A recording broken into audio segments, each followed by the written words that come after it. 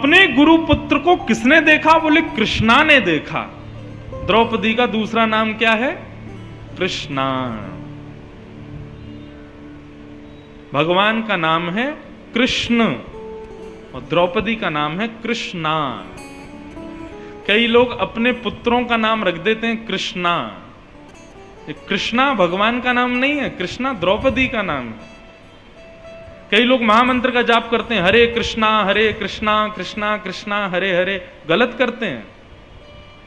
अब मंत्र है, गलत तो नहीं कहेंगे, लेकिन हां ये जरूर है कि आपको वैकुंठ मिलेगा तो वैकुंठ में आपका स्वागत ठाकुर जी नहीं द्रौपदी करेगी। आपने हमारा बड़ा भजन किया, हरे कृष्णा कृष्णा कृष्णा हरे हरे। होता क्या है?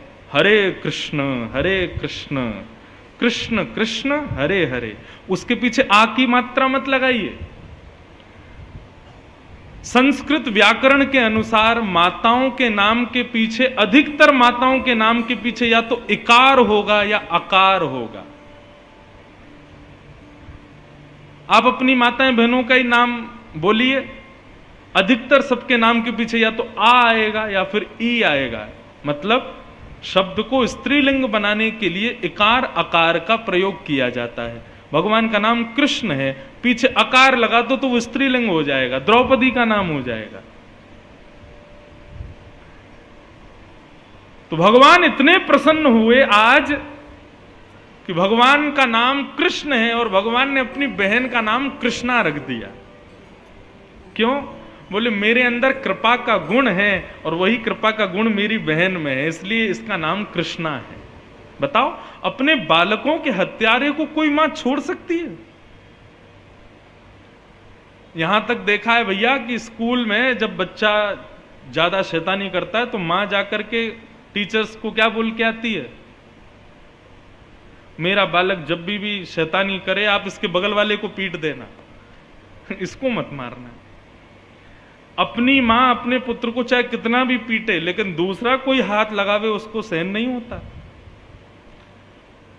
मां कहती जरूर है, आने दे आज तेरे पिताजी को बताऊंगी तूने ऐसा किया, लेकिन पिता को बताती है। पिता ज्यादा गुस्सा करता है तो मां आगे आ जाती है, अच्छा बस हो गया, इतना ही करना है, इससे ज्यादा नहीं।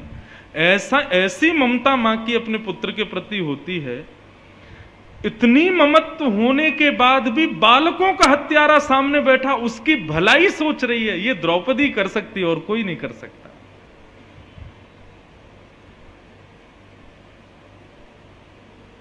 अब अर्जुन संशय में पड़ गया, मैं क्या करूं? क्योंकि जब तक द्रौपदी आज्ञा नहीं देगी तब तक मार ही नहीं सकता। द्रौपदी के बालक हैं। अर्जुन ने युधिष्ठिर जी की ओर देखा, भैया आप आज्ञा करो। बोले नहीं, मैं द्रौपदी के पक्ष में हूं, मत मारो इसको। इसने जो भी बात कही सब बिल्कुल ठीक है। नकुल सहदेव की ओर देखा, बोले हम भी द्रौपदी के पक्ष में, इसको मत मारो। तभी भीम आ गए। भीम थोड़े से बलवान हैं। अर्जुन ने भीम की ओर देखा, भीम बोले तू छोड़ दे, मैं मार दूंगा इसको। प्रजा की ओर देखा तो प्रजा कहने लगी हमारे हवाले कर दो, हम इसको देख लेंगे।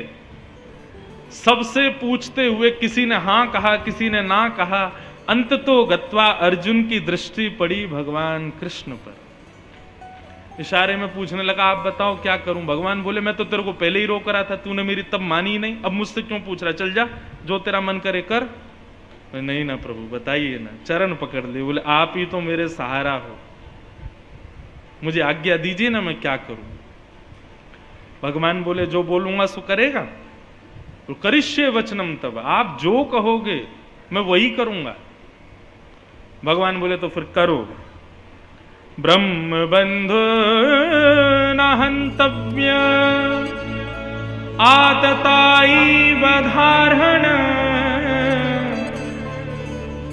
अर्जुन, ब्राह्मण कैसा भी क्यों ना हो, ब्राह्मण को और माताएं बहनों को इन कितना भी बड़ा अपराध कर दें, इनको मृत्यु दंड नहीं देना चाहिए।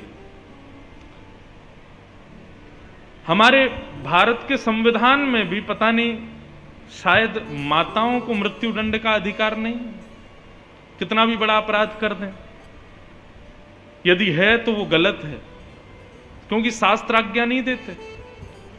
ब्राह्मण को और माताओं को मृत्यु दंड देने का अधिकार नहीं है। ब्रह्म बंधुर न हंतव्य, और कोई मना करे तो मान भी लो बात को, भगवान कृष्ण स्वयं कह रहे हैं। इस श्लोक के ऊपर लिखा है श्री कृष्ण उवाच ब्रह्म बंधुर न हंतव्य। ब्राह्मण कैसा भी क्यों ना हो उसको मारना नहीं चाहिए। लेकिन अर्जुन आतताई बधारहण, बालकों का हत्यारा कोई भी क्यों ना हो उसको छोड़ना नहीं चाहिए। अर्जुन बोला आप जैसे न्यायाधीश 10-5 हो जाएं तो बंटाधार हो जाए सबका। ये कैसा न्याय सुनाया आपने? ब्राह्मण को मारना नहीं चाहिए चाहे कैसा भी हो, और बालकों का हत्यारा कोई भी हो उसको छोड़ना नहीं चाहिए। मैं करूं क्या? भगवान बोले अब तेरे को जो मन करे कर, मैं तो तेरे को पहले ही रोक रहा था, निर्णय मत लेना। और अर्जुन एक और बात सुन, अब तू बहुत तगड़ा फंसा है। अर्जुन बोला क्यों? तुमने प्रतिज्ञा ली थी कि तुम बालक के हत्यारे को मारोगे, और क्षत्रिय यदि कोई प्रतिज्ञा करे और उसको पूरा ना करे तो 2000 वर्ष के लिए उसको नरक जाना पड़ता है। तो पहले तो तुम अपनी प्रतिज्ञा पूरी करो। दूसरी बात, 5 पुत्र द्रौपदी के हैं, जब तक मां की आज्ञा ना हो, जब तक मां हस्ताक्षर करके ना कह दे कि मार दो, तब तक तुम मार नहीं सकते। बड़े भैया की बात तुमको मारनी पड़ेगी। अगर द्रौपदी मान भी जाए तो युधिष्ठिर को मनाओ, और युधिष्ठिर भी मान जाए तो ये नकुल सहदेव की आज्ञा भी तुमको माननी चाहिए, और भीम जो कह रहे हैं वो तो तुमको करना ही चाहिए। और अंत में मैं तुम्हारा मित्र भी हूं, गुरु भी हूं, मेरी बात तो तुम मानो। अर्जुन बोला मुझे चक्कर आ रहे हैं, मेरा दिमाग घूम रहा है, मैं क्या करूं? वर्णन आता है अलोक्य आलोक्यम वदनम सख्य। भगवान ने केवल तिरछी नजर करके अर्जुन को देखा और मुस्कुरा गए। जैसे ही ठाकुर जी ने मुस्कुराए हैं, अर्जुन समझ गया मुझे क्या करना है। और अर्जुन ने क्या किया? बोले ब्राह्मण है, इसको मैं मार नहीं सकता, बालकों का हत्यारा है इसलिए इसको छोड़ नहीं सकता, तो मैं एक ही काम कर सकता हूं। क्या? मृत्यु से भी बड़ा एक दंड होता है प्रतिष्ठित व्यक्ति का भरे समाज में अपमान। मृत्यु से भी बड़ा दंड होता है प्रतिष्ठित व्यक्ति का भरे समाज के बीच में अपमान। ये मृत्यु से भी बड़ा दंड है। कोई प्रतिष्ठित व्यक्ति है, कोई बहुत बड़ा अपराध उसने किया, अब मृत्यु तो दे नहीं सकते उसको, बड़े समाज के बीच में उसका अपमान कर दो, वो हर क्षण मरेगा। जब जब घर से निकलेगा, जब जब मोहल्ले में घूमेगा, जब जब किसी सभा में जाएगा, तब तब मरेगा। क्यों? सबके बीच में अपमान हुआ है उसका। अर्जुन ने मन में विचार किया कि ये ब्राह्मण है इसलिए पूजनीय है, गुरुपुत्र है इसलिए पूजनीय है, सब इसको प्रणाम करते हैं, लेकिन बालकों का हत्यारा है इसलिए भरे हस्तिनापुर के सामने अर्जुन ने आधी मूंछ आधी दाढ़ी उसकी काट दी, आधे केश काट दिए, और क्योंकि ब्राह्मण है ना तो उसकी शिखा का छेदन कर दिया। और भागवत में वर्णन है कि प्रत्येक ब्राह्मण के मस्तिष्क में ब्रह्म तेज की मणि होती है, हर ब्राह्मण के मस्तिष्क में। तो अर्जुन ने क्या किया? मणिम जहार मूर्धन्यम, अपने हस्त को उसके माथे में गड़ा करके उसकी ब्रह्म तेज की मणि को निकाल लिया, और भरे समाज के बीच में अपमान करते हुए अश्वत्थामा को छोड़ दिया। अब अश्वत्थामा की स्थिति हो गई है कि महाराज वो जल भी पीने नहीं जा सकता बाहर, एक गुफा में केवल कैद होकर के बैठा है। क्यों? बड़े समाज में अपमान हुआ है।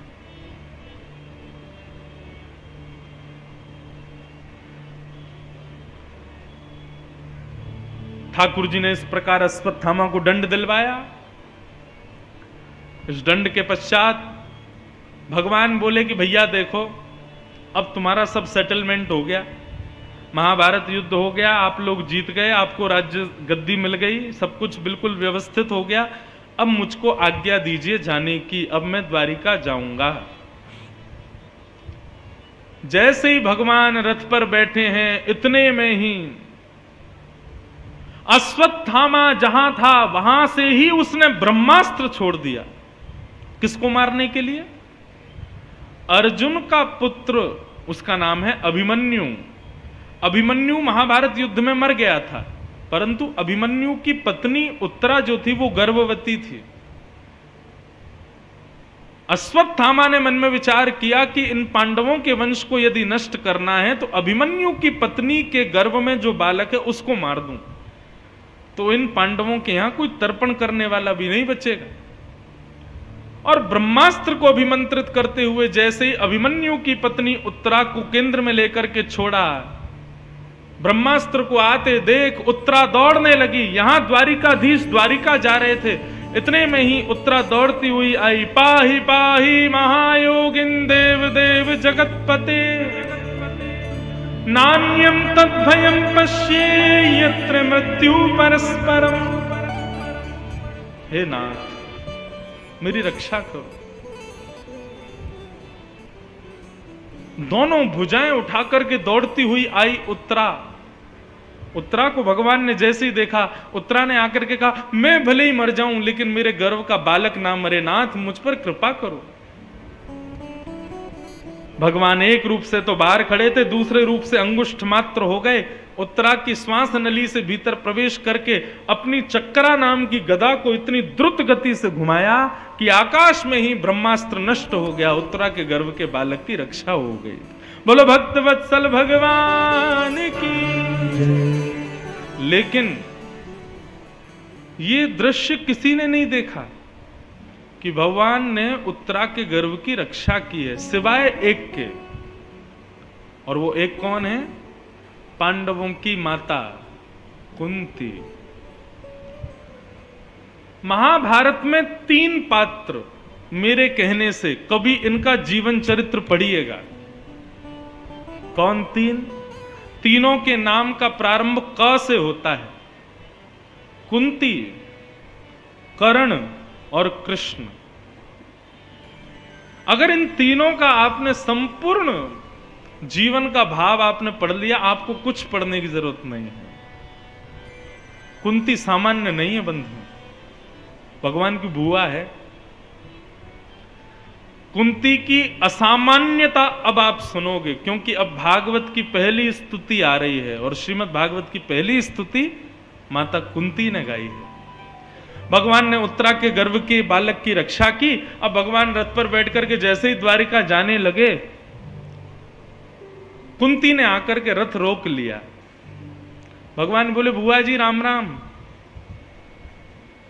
कुंती बोली, ऊपर से राम राम नहीं, नीचे आके करो। भगवान नीचे उतर करके आए, बोले, कहो बुआ क्या आज्ञा? बोले, आज्ञा तो कुछ नहीं है, लेकिन आपसे थोड़ी सी बात करनी है। भगवान बोले, बोलो। बोले, ऐसे नहीं, रथ से नीचे उतरो। भगवान जैसे ही रथ से नीचे उतरे, आज पहली बार कुंती ने भगवान को प्रणाम किया। जैसे ही प्रणाम किया, भगवान तो बिल्कुल सब भूल गए, ये क्या हो रहा है? अरे उल्टी गंगा कैसे भरी? बुआ प्रणाम कर रही हो? तुरंत उठाया, हृदय से लगाया। बुआ ये क्या कर रही हो? बोले, मैं इसलिए प्रणाम कर रही हूं क्योंकि मैं आज जान गई हूं कि आप कौन हो। भगवान बोले, कौन हो मतलब? तब कुंती भगवान की स्तुति गाती है, और ये बड़े ध्यान से सुनने वाली स्तुति है। क्या कहती है कुंती? कि नमस्ये पुरुषं त्वाद्यं ईश्वरं प्रकृते परं अलक्ष्यं सर्वभूतानां अंतर्बहिर्वस्थितम्।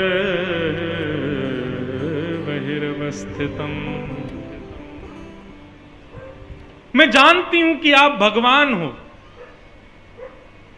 ठाकुर जी जोर से हंसने लगे। बोले, ये कब पता चला आपको कि मैं भगवान हूं? बोले, अभी अभी पता चला। पता तो वैसे श्याम सुंदर हमेशा से था कि आप भगवान हो, लेकिन आज प्रमाणित हो गया, क्योंकि मैंने देख लिया कि आपने उत्तरा के गर्भ के बालक की रक्षा की। भगवान बोले, तो मैं भगवान हूं? बोले, हाँ आप भगवान। अच्छा बुआ, तो भगवान तो सर्वव्यापी होता, सब जगह रहता है, मैं सब जगह दिखाई क्यों नहीं देता किसी को? देखो ठाकुर जी अपने ही व्यापकता का प्रश्न अपने भक्त से कर रहे हैं। बहुत अच्छी स्तुति है कुंती की। भगवान कहते हैं मां बुआ मैं भगवान हूं, आप मानती हो? बोले हाँ आप भगवान हो। तो भगवान तो सब जगह रहता है। मैं द्वारिका जा रहा हूं तो आपको घबराना ही नहीं चाहिए, क्योंकि मैं तो सब जगह हूं। और सब जगह हूं तो फिर दिखता क्यों नहीं हूं? बताओ। तब कुंती भगवान को उत्तर दे रही है कि आप सब जगह होते हुए भी दिखते क्यों नहीं हो? कि माया जवनिका छन्न आज्ञा दोक्षजमव्ययम् न लक्ष्य से मूढ़दृशा नटो नाट्य धरो यथा।